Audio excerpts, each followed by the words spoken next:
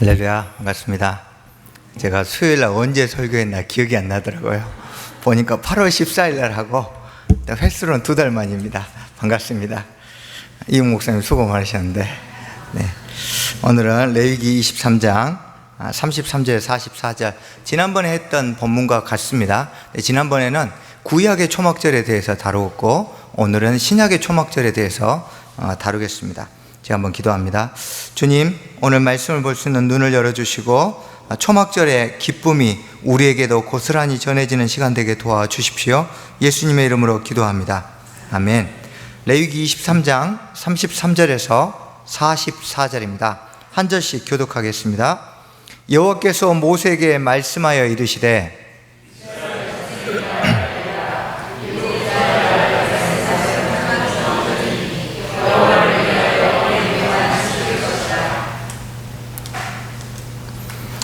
첫날에는 성회로 모일지니 너희는 아무 노동도 하지 말지며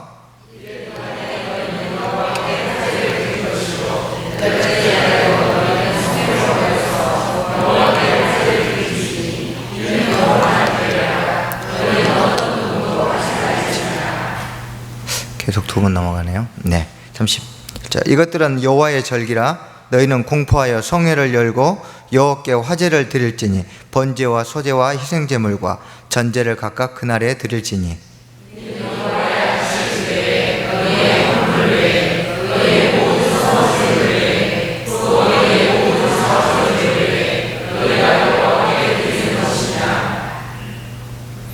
너희가 토지 소산 거두기를 마치거든 7째 달 15날부터 이래 동안 여호와의 절기를 지키되 첫날에도 안식하고 8째 날에도 안식할 것이요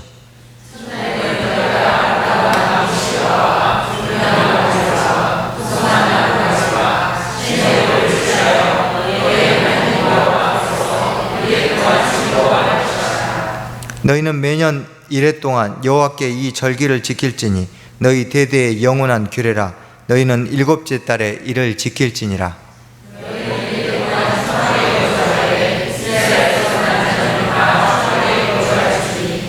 이는 내가 이스라엘 자손을 애굽 땅에서 인도하여 내던 때에 초막에 거주하게 한 줄을 너희 대대로 알게 함이니라. 나는 너희의 하나님 여호와이니라. 모세는 이와 같이 여호와의 절기를 이스라엘 자손에게 공포하였더라. 아멘.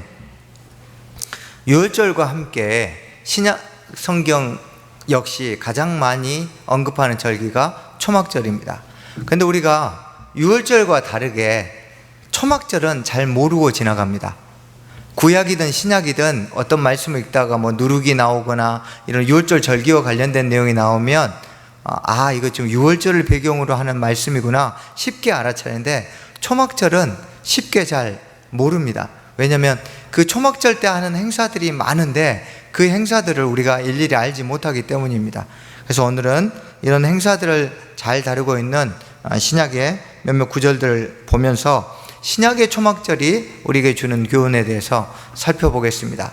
자, 명절 끝날, 이 명절 끝날은 호산나 라바라에서 큰 구원의 날이라고 했습니다.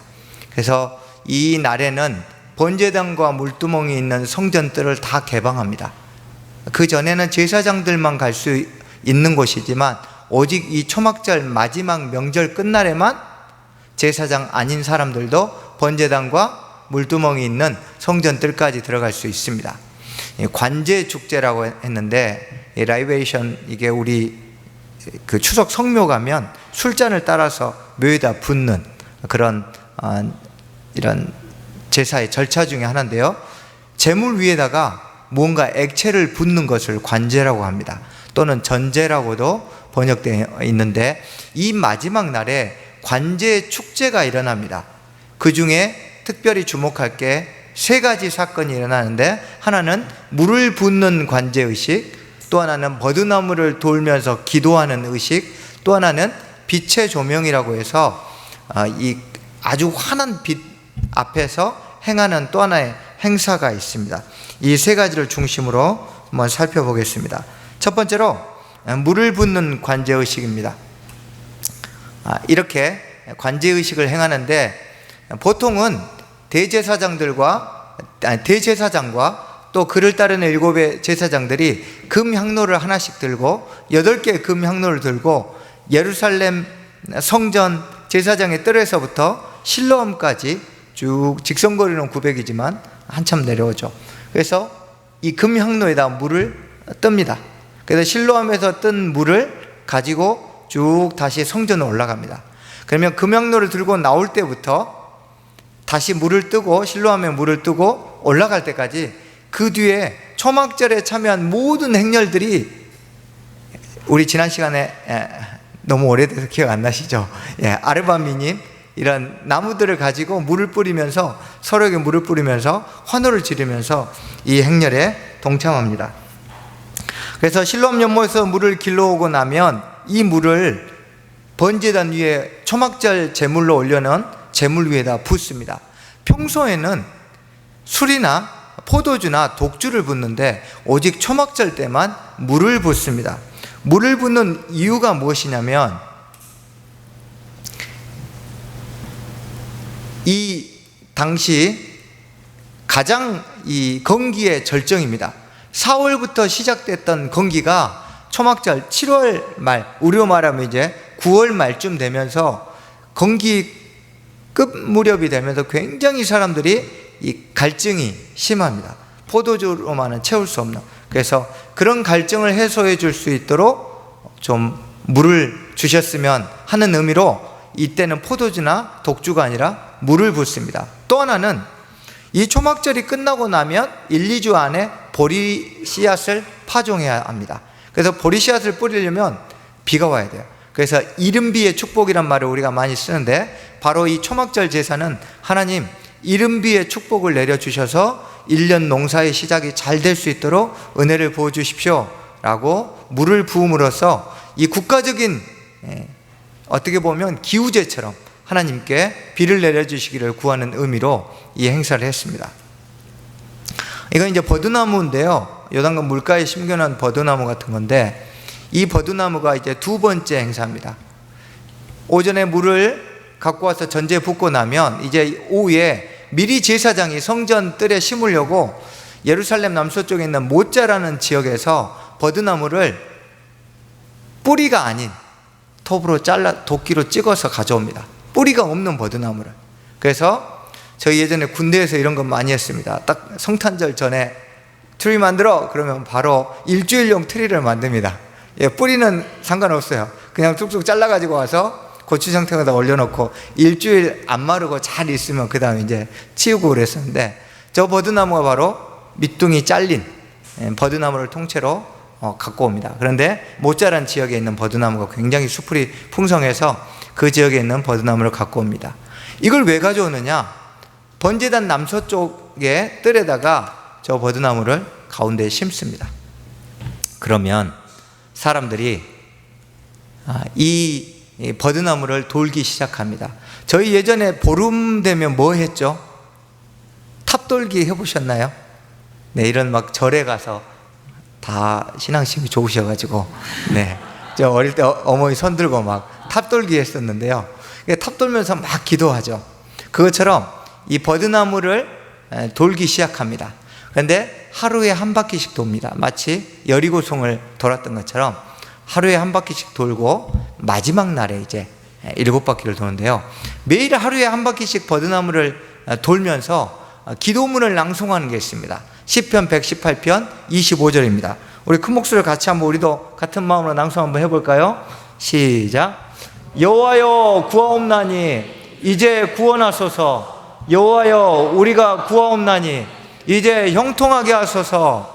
이걸 계속 암송하고 소리쳐 외치면서 그 행렬이 쭉 이 버드나무를 한 바퀴 돕니다. 이 여호와여 구하옵나니, 이게 히브리어로 호시아나. 그래서 우리가 호산나 호산나 찬양할 때 그 호산나가 바로 이 초막절 행사에서 부르는 찬양이 유래가 되었습니다. 이렇게 하루에 한 번씩 버드나무를 돕니다. 그러면 어제 돌 때하고 오늘 돌 때, 오늘 돌 때하고 또 내일 돌 때 버드나무가 어떤 변화가 있을까요? 시들기 시작하죠. 그걸 보여주려고 하루에 한 바퀴씩 돌게 하는 거예요. 첫날, 둘째 날, 셋째 날 갈수록 버드나무가 시들어가기 시작합니다. 그러면 사람들이 이 탑을 돌면서 자신의 영혼도 인생도 뿌리가 없으면, 밑으로부터 공급받지 못하면 저렇게 말라가는구라는 것을 우리 자녀들에게 교육시키는 겁니다.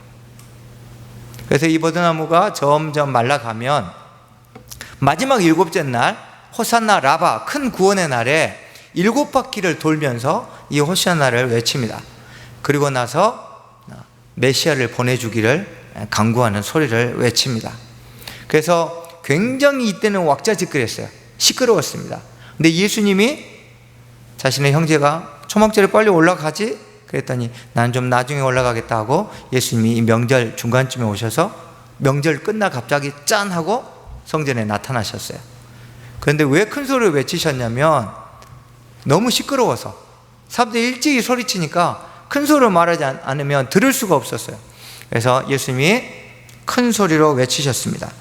명절 끝날 곧 큰 날에 예수께서 서서 외쳐 이르시되 누구든지 목마르거든 내게로 와서 마시라 라고 말씀하셨습니다.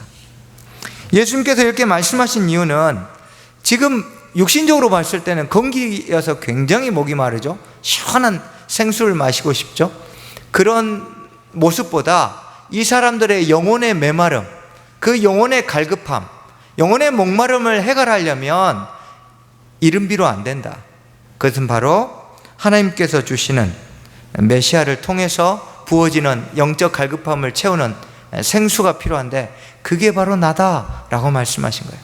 왜 너희 눈앞에 두고도 다른 생수를 구하느냐 하고 요한복음 7장 37절에서 누구든지 목마르거든 나에게 와서 마시라고 영혼의 목마름을 해결하는 부분을 가지고 말씀하셨습니다. 여러분, 우리의 삶은 어떻습니까? 사실 우리도 마찬가지입니다. 우리가 대부분 왜 부르짖나요? 왜 기도하고 하나님 의지하나요? 우리의 육신의 목마름을 해결해 달라고 기도합니다. 기도해야 됩니다.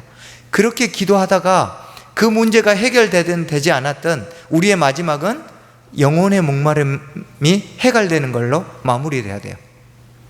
근데 여러분, 우리가 자칫 대부분 기도할 때 육신의 목마름을 해결해 주도록 주님 이것 좀 풀어주세요 기도하다가 거기서 끝나버리는 경우가 많습니다. 근데 절대로 육신의 문제가 해결된다고 우리 영혼 깊은 곳에서 그 막혀있는 것들이 절대 뚫려지지 않습니다. 하나님만이 주실 수 있는 위로, 하나님만이 우리의 내면 깊은 곳에 목마름을 만져주실 수 있습니다. 그래서 문제 해결보다 주님을 오시기를 구해야 되는 것이 이런 이유 때문입니다. 대부분 유대인들은 초막절에 메시아가 올 거라고 믿었습니다. 왜냐하면 호산나 호산나 우리의 영적인 목마름 해결해 줄 일을 주십시오 간구했기 때문에 하나님이 자신들의 목소리를 들으사 초막절 때 메시아를 보내줄 거라고 믿었습니다. 그래서 메시아가 왔다가 그가 메시아인 것을 언제요? 초막절 때 드러난다고 생각했어요.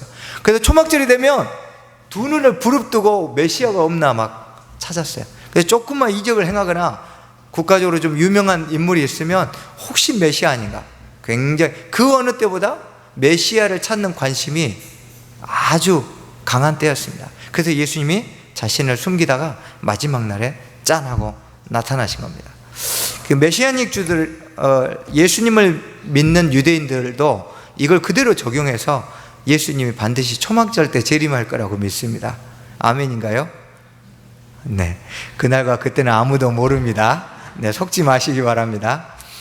그래서 이런 걸 대체 신학하시는 분들이 모든 절기에다 다 맞춰버려요.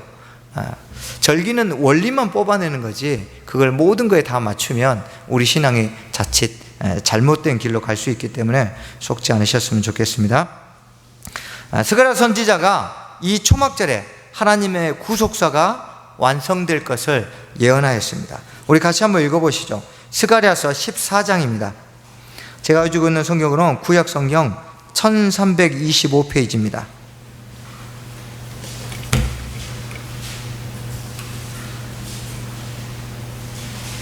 스가랴서 14장 16절에서 18절입니다. 21절까지 한번 읽어보겠습니다. 다 찾으셨나요? 우리 한 목소리 읽어보겠습니다. 시작. 예루살렘을 치러 왔던 이방 나라들 중에 남은 자가 해마다 올라와서 그 왕 만군의 여호와께 경배하며 초막절을 지킬 것이라.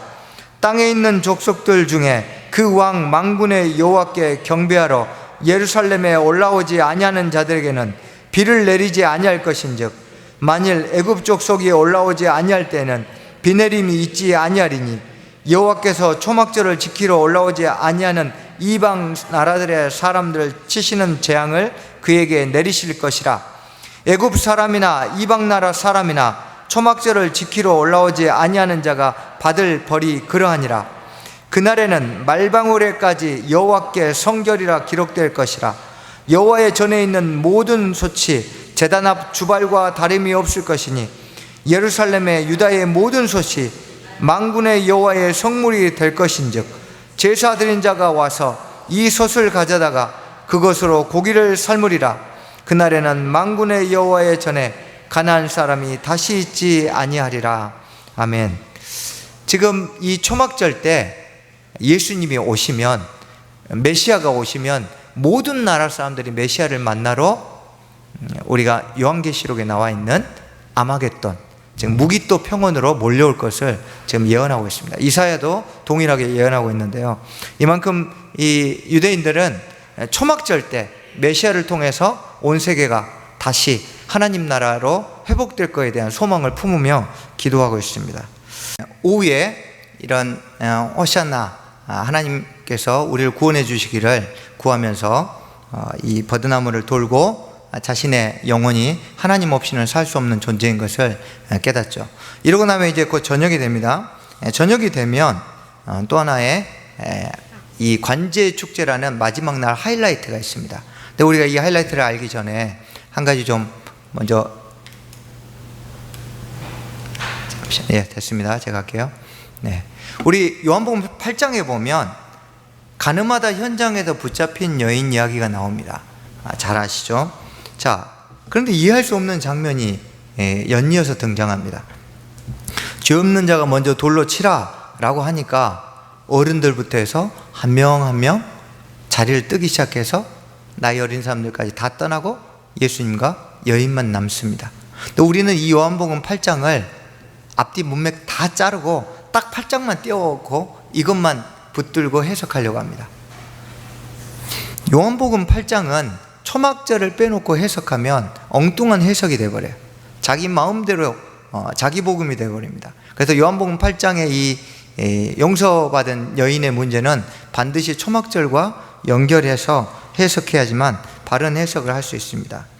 지금 이 여인이 언제 잡혔나요? 이 8일째 되는 날 아침에 잡혔습니다. 잡혀왔죠. 그러면 현장에서는 언제 잡혔을까요? 그 전날 저녁에 가늠하다가 잡혔겠죠. 그래서 붙잡혀 있다가 새벽이 되니까 사람들이 다시 돌아갔다가 성전 안으로 오니까 그때 바리새인들이 끌고 온 거죠. 그런데 이 여인이 가늠하다가 현장에서 잡힐 그 시간에 성전 뜰에서 뭐가 있었는가가 중요합니다. 바로 쉐미니 아제레트라 해가지고 이 사람들이 새벽까지 저글링을 하고 불꽃을 이렇게 돌리고 춤을 추면서 부르는 노래가 있습니다. 바로 그 노래가 죄를 사해 주시는 하나님이라는 제목의 노래입니다. 그래서 나이든 장년층이 선창을 합니다. 하나님이 우리의 죄를 사하셨다네.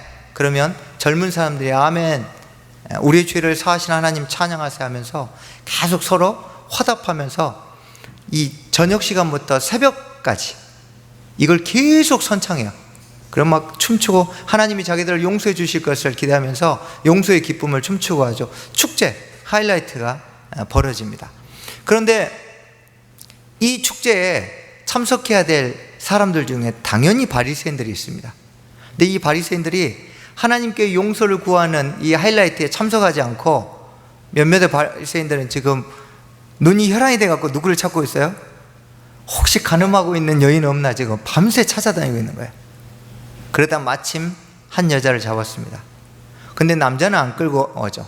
레위기 말씀에 의하면 둘 다 쳐 죽이라고 했는데 남자는 풀어주고 여자만 데리고 옵니다. 그래서 아침에 여자가 왔습니다. 사람들이 새벽까지 밤새 용서하시는 하나님에 대해서 노래를 부르다가 집에 가서 잠시 쉬었다가 다시 이제 아침에 성전에 나왔는데, 그때 예수님 앞에 이 여인이 무릎 꿇린 채로 앉아 있는 겁니다. 이때 예수님이 이런 상황에서 죄 없는 자가 먼저 돌로 쳐라 라고 말씀하신 거예요. 그러자 누가 먼저 나갔나요? 선창했던 어른들이 먼저 나가기 시작해요. 왜요? 자기들이 이 용서하시는 하나님에 대해서 선창하며 주도적으로 얘기를 했어요. 그런데 본인은 하나님께 용서를 구하면서 지금 자기 앞에 있는 이 여인은 자기가 지금 돌로 치려고 하고 있거든요. 그러니까 양심의 가책을 받아서 돌을 놓고 떠나기 시작합니다. 그래서 한 사람 한 사람 작년부터 나이가 적은 순으로 떠나기 시작합니다.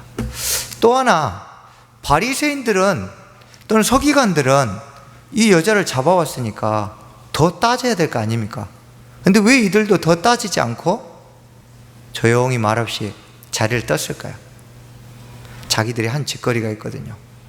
밤새 용서를 구하는 찬양을 안 하고 밤새 눈이 혈안이 되어서 가늠한 여인을 붙잡아온 그 죄책감이 그들을 찔렀습니다. 그래서 백성들도 떠나고 바리새인들, 서기관들도 다 떠났습니다. 이 용서에 대한 노래가 없었다면 아마 모두들 돌로 쳤을 겁니다, 이 여인을. 근데 자기 스스로 하나님께 용서를 구하면서 정작 자기는 다른 일을 용서하지 않는 자기의 모습을 보고 스스로 깨닫게 된 것입니다. 또 하나 우리가 이 본문에서 굉장히 궁금한 게 있습니다. 여러분, 요한복음 8장 읽다 보면 어떤 부분이 제일 궁금하셨어요? 예수님이 도대체 바닥에다 뭘 쓰셨을까? 낙서를 하셨을까? 시간 보려고 그림을 그리셨을까? 별의별 상상을 다 합니다. 그런데 이 랍비문은 특별히 사도 바울의 스승이었던 가말리엘이 쓴 미드라시 주석에 보면 가말리엘이 이렇게 이야기합니다. 그때 이 노래의 가사의 핵심이 뭐냐면 하나님이 어떤 사람의 죄를 용서하지 않는가, 그런 가사가 있습니다. 그리고 화답이 어떻게 나오냐면 교만한 사람, 하나님은 교만한 사람의 죄를 용서치 않는다 라는 화답이 있습니다. 그래서 많은 학자들은 이 부분을 보면서 아마도 예수님이 용서에 대한 글을, 그 노래 불렀던 가사를 쓰지 않았을까, 이렇게 한 가지 추측합니다. 또 하나는 다니엘서 7장 10절에 보면 불이 강처럼 흘러 그의 앞에서 나오며 그를 섬기는 자는 천천히요 그 앞에 모셔선 자는 만만이며 심판을 베푸는데 책들이 펴 놓였더라 라고 다니엘서 7장 10절에 나옵니다.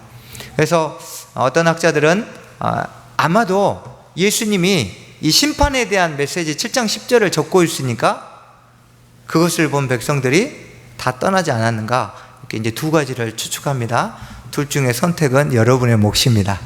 그래서 이 예수님이 글을 쓰고 나자 결국은 모든 사람이 다 사라지고 예수님 앞에 여인만 남게 되었습니다.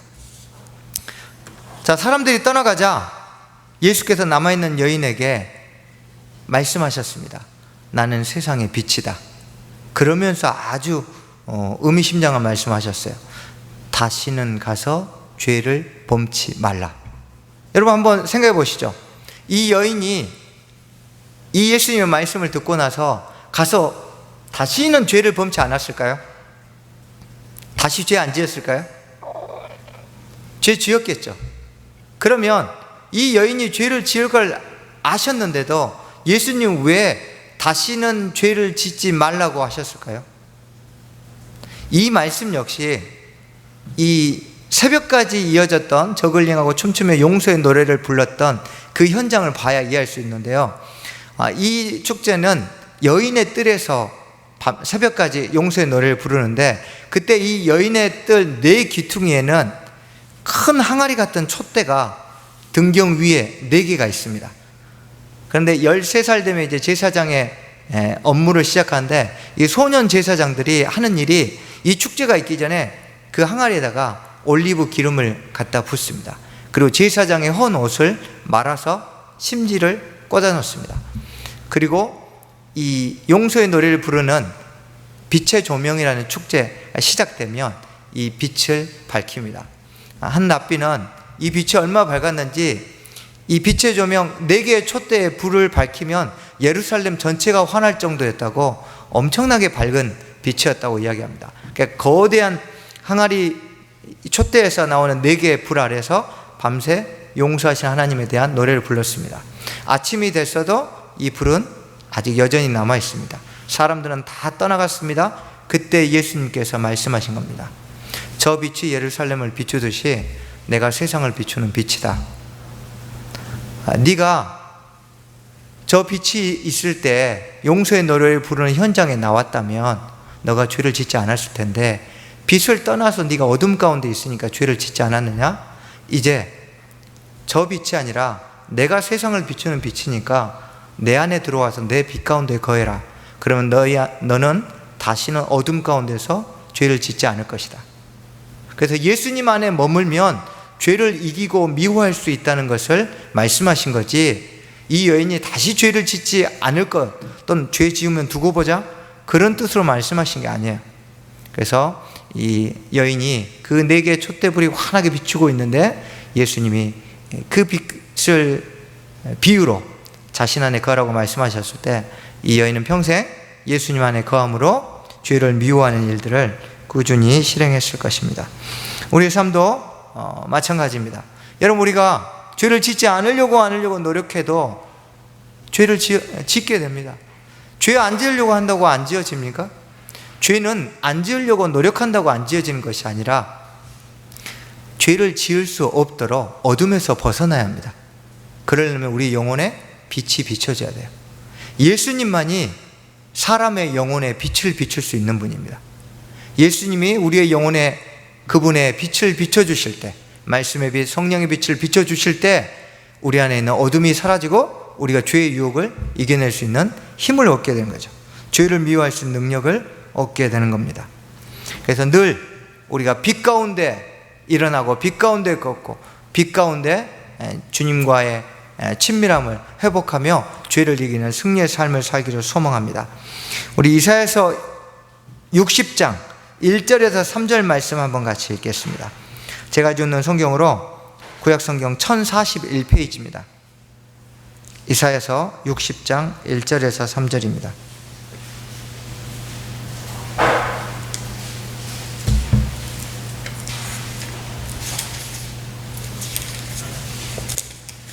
다 찾으셨으면 1절에서 3절 1041페이지 함께 읽겠습니다. 일어나라, 빛을 발하라. 이는 내 빛이 이르렀고 여호와의 영광이 내 위에 임하였음이니라. 보라, 어둠이 땅을 덮을 것이며 캄캄함이 만민을 가리려니와 오직 여호와께서 내 위에 임하실 것이며 그의 영광이 내 위에 나타나리니 나라들은 내 빛으로 왕들은 비치는 내 광명으로 나아오리라. 아멘. 이 말씀이 초막절에 이 빛의 조명을 배경으로 한 말씀입니다. 하나님이 우리에게 비치시는 빛, 그 빛 가운데로 나올 때 우리가 승리하는 삶을 살 수 있습니다. 날마다 어둠이 아닌 빛 가운데 거하시길 축복합니다.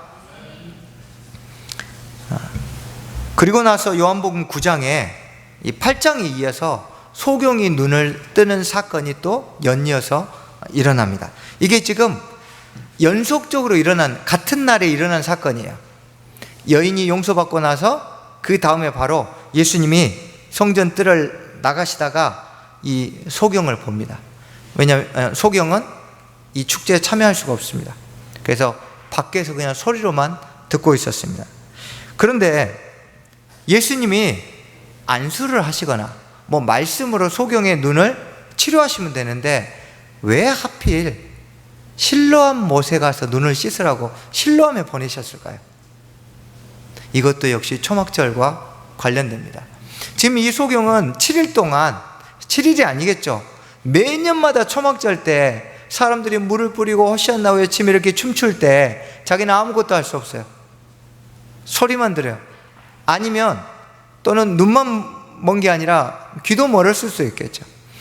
예수님이 이 빛의 축제, 초막 절기의 축제에서 소외된 이 소경을 데리고 실로암으로 가라고 말씀하신 이유는 네가 실로암에서 눈을 떠서 실로암 물을 네 몸에 뿌리며 이 초막절 절기의 기쁨을 너도 즐겨라 라고 이 소경을 일부러 실로암으로 보내신 겁니다.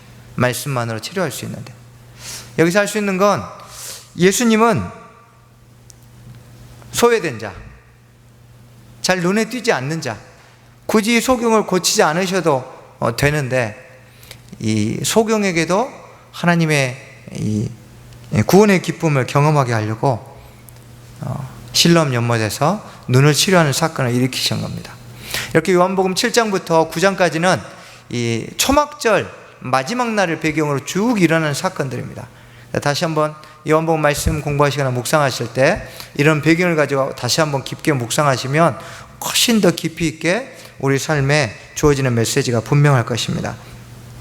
소경을 눈뜨게 하신 그 예수님의 역사는 지금도 우리에게 동일하게 일어납니다.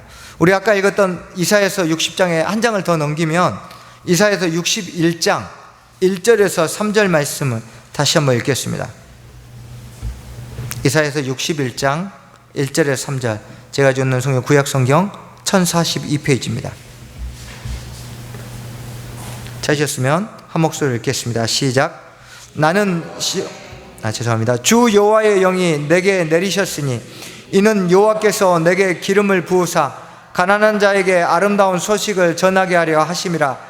나를 보내사 마음이 상한 자를 고치며 포로된 자에게 자유를, 갇힌 자에게 노임을 선포하며 여호와의 은혜의 해와 우리 하나님의 보복의 날을 선포하여 모든 슬픈 자를 위로하되 무릇 시온에서 슬퍼하는 자에게 화관을 주어 그 죄를 대신하며 기쁨의 기름으로 그 슬픔을 대신하며 찬송의 옷으로 그 근심을 대신하고 그들이 의의 나무 곧 여호와께서 심으신 그 영광을 나타낼 자라 일컬음을 받게 하려 하심이라. 아멘. 말씀을 정리하겠습니다.